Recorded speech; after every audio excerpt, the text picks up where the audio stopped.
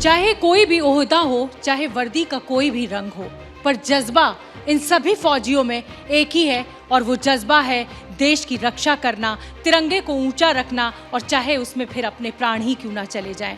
मैं कर्नल विप्लव को याद करना चाहूंगी, उनकी शौर्य गाथा दिखाना चाहूंगी। देश के वीर सपूत शहीद कर्नल विप्लव त्रिपाठी, जिनकी शहादत आज भी आंखों को नम कर देती है। कर्नल विप्लव त्रिपाठी 46 असम राइफल्स के कमांडिंग अफसर थे, मणिपुर में तैनात थे। 13 नवंबर 2021 वो काली तारीख जब विप्लव अपनी क्विक रिएक्शन टीम के साथ म्यांमार बॉर्डर स्थित एक चेक पोस्ट का निरीक्षण कर लौट रहे थे।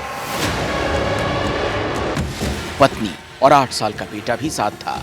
तब चूरचंद्रपुर इलाके में उग्रवादियों ने घात लगाकर हमला कर दिया, जिसमें कर्नल विप्लव त्रिपाठी, उनकी पत्नी अनुजा, 8 साल का बेटा अबीर और 4 जवान शहीद हो गए।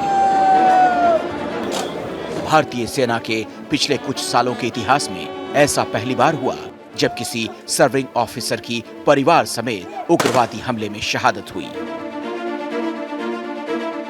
शहादत से करीब 1.5 साल पहले ही कर्नल विप्लव त्रिपाठी की पोस्टिंग मणिपुर में हुई थी। तो म्यांमार बॉर्डर पर जो ड्रग्स तस्कर थे उनके खिलाफ मुहिम छेड़ी हुई थी, उनकी बहुत सी खेप पकड़ी थी, और बस यही दुश्मनी थी उन तस्करों की कर्नल विप्लव से, इस बहादुर बेटे से। मैं उनके माता पिता को आमंत्रित करना चाहती हूँ। सुभाष चंद्र त्रिपाठी जी, उनके पिता, आशा त्रिपाठी जी, कर्नल विप्लव की माता जी। और जिस समय हम ये फिल्म दिखा रहे थे उनके बेटे की, दोनों ही माता पिता रो रहे थे।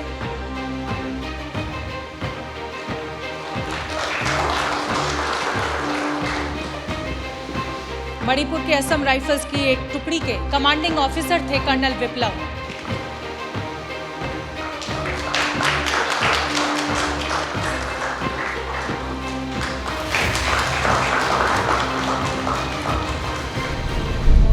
आंखें नम हैं, आप देख रही थी अपने बेटे को। ऐसा लगता है कि उस पल को वापस खींच लें, क्योंकि आपने तो सिर्फ अपना बेटा नहीं खोया, आपने अपनी बहू को खोया, अपने पोते को खोया, अबीर को खोया। 8 साल के थे वो सिर्फ। वो कहते हैं ना, छत्तीसगढ़ में, हम छत्तीसगढ़ के हैं बेसिकली। जी जी। माँ कौशल्या की धरती, तो कौशल्या माँ का कुछ अंश तो मुझ में आया होगा। और वो तो मेरा राम था। हर माँ को अपना बेटा बहुत अच्छा लगता है, लेकिन शायद वो दुनिया का सबसे अच्छा बेटा था मेरे लिए। राम तो 14 साल के बाद आ गए। वो नहीं आया, पर वो कहीं तो है, वो रोज आता है सपनों में।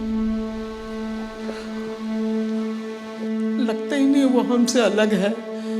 और मैं तो चाहूंगी कि छत्तीसगढ़ में ही पूरे हर घर से एक विप्लव त्रिपाठी निकले, हर घर से निकले। पेनफुल है, but painful pride you can say. और मेरा बेटा अक्सर कहता था, मैं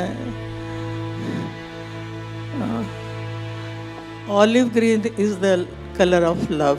मैं उससे पूछती थी व्हाट इज लव, तो बोलता था olive green is the colour of love. For him always olive green. वो उसने अपनी पहली सैलरी में जो साड़ी खरीद कर मुझको दी थी वो ग्रीन कलर की थी। ये कहा जाता है कि माता पिता के लिए मूल से ज़्यादा ब्याज प्यारा होता है, बेटे से ज़्यादा पोता प्यारा होता है, चाहे वो नाना नानी हो, चाहे वो दादा दादी हो। अबीर ज़्यादा याद आते हैं, विप्लव से ज़्यादा याद अबीर आता है।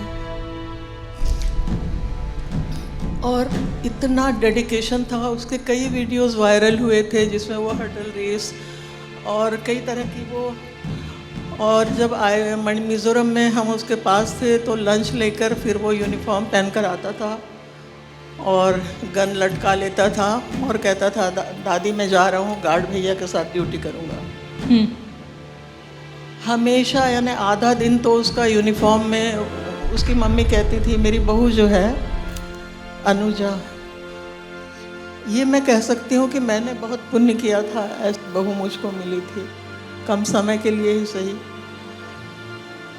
लेकिन 10 साल में मैं 70 से ऊपर की हो चुकी हूँ, लेकिन 10 साल में उन्होंने जो प्यार मुझको दिया वो शायद उसकी गहराई, और उसकी गहराई को पाना बहुत मुश्किल है। लोग बेटों की तारीफ़ करते हैं, लेकिन पता नहीं क्यों मैंने तो पाया कि बहुएं बेटों से ज़्यादा अच्छी होती हैं। ये मैंने कोई पुण्य किया था। उसकी मम्मी का फ़ोन आता था कि दीदी क्या कर रही है, तो मैं बोलती थी कि मैं आपकी बिटिया की तारीफ़ नहीं करूँगी, मैं अपनी तारीफ़ करूँगी कि मैंने पुण्य किया था ना, इसीलिए मुझको आपकी बेटी मिली। ये बहुत अच्छी बात है, और सास और बहू का ऐसा अनोखा रिश्ता। मैं अंकल अब आपका रुख करना चाहूँगी। जब यक्ष ने युधिष्ठिर से पूछा कि दुनिया में सबसे भारी क्या, तो युधिष्ठिर ने कहा कि पिता के कंधे पर बेटे का शव। मुझे लगता है कि पिता के लिए इससे बड़ा नुकसान कुछ नहीं है, अपने बेटे को खो देना और साथ में पोते का भी चले जाना। कैसे याद करते हैं आप विप्लव को? बिला शक ये जो वज्रघात हमारे परिवार पर हुआ है, उसकी पीड़ा से हम आखिरी सांस तक मुक्त नहीं हो पाएंगे। लेकिन जैसा कि मैं विप्लव का पिता हूँ और उसे उस वक्त से जानता हूँ जब वो इस धरती पर आया, वो शुरू से ही उसमें एक कुछ कर गुजरने वाला जज्बा था, कुछ कर गुजरना चाहता था बचपन से ही। सैनिक स्कूल में दाखिला हम लोगों ने, माने कम से कम मैंने अपनी मर्जी के खिलाफ उसका कराया। वो सैनिक स्कूल में ही दाखिला लूँगा कहता था, और फिर सैनिक स्कूल से दाखिला लेने की पढ़ाई पूरी करने के बाद वो एनडीए में जाना चाहा, जबकि वो चाहता तो आईआईटी और आईएएस यूपीएससी के एग्ज़ाम्स भी क्लियर कर सकता था, लेकिन उसने कहा कि नहीं, मैं एनडीए का ही एग्ज़ाम दूंगा। और एनडीए के उस कठिन एग्ज़ाम में भी वो सफल हुआ, और उसके बाद एमए में ट्रेनिंग पूरी करने के बाद उसको जो कमीशन मिला लेफ्टिनेंट का एज, उसकी पहली पोस्टिंग जब वो 20 साल की उम्र का था सियाचिन ग्लेशियर में हुई थी, जब वो लेफ्टिनेंट था। 60 डिग्री -60 डिग्री टेम्परेचर में 6 महीने उसने वहाँ बिताए। उसके बाद सियाचिन से मणिपुर तक का उसका पूरा जो सैन्य जीवन है, वो बहादुरी, अदम्य साहस और पराक्रम का जीवंत दस्तावेज कहा जा सकता है उसे। मैं उन सब घटनाओं का जिक्र यहाँ नहीं कर पाऊँगा, लेकिन ये जो आखिरी 13 नवंबर की घटना थी, जिसमें वो म्यांमार बॉर्डर से अपने भारत के पोस्ट का इंस्पेक्शन करके लौट रहा था, तब भी उसने जब एक घात लगाकर कायराना हमला किया गया उसके ऊपर, पहले उसकी जो पायलट वेन थी उसको आईडी से ब्लास्ट कर दिया गया, उसके बाद टायरों का उसकी खुद की गाड़ी के टायर को गोलियों का निशाना बनाया गया, और उसके बाद गोलियों की बौछार कर दी गई। उसने भी अपनी पूरी कार्बाइन खाली कर दी, और उसके बाद सर्विस रिवॉल्वर का आखिरी गोली तक उसने चलाया। कार्बाइन भी खाली मिली और सर्विस रिवॉल्वर भी खाली मिली थी बाद में जब वहाँ इंस्पेक्ट किया गया, ध्यान से। बहुत बहुत धन्यवाद अंकल आपका। आइए प्लीज। क्या मजबूरी है मेरी, बताइए। मैं अभी आपको बताती हूँ कि मैंने ओए होए होए होए, नमकीन के चटकारे लेते हुए टकटकी मार के डिबेट शो को पॉज रिपीट कर करके देख रहे हैं जोगिंदर जी। इनकी तरह आप भी देखें अपनी फेवरेट डिबेट्स को रिपीट कर, और डाउनलोड कीजिए एबीपी लाइव ऐप अपने स्मार्ट टीवी पर।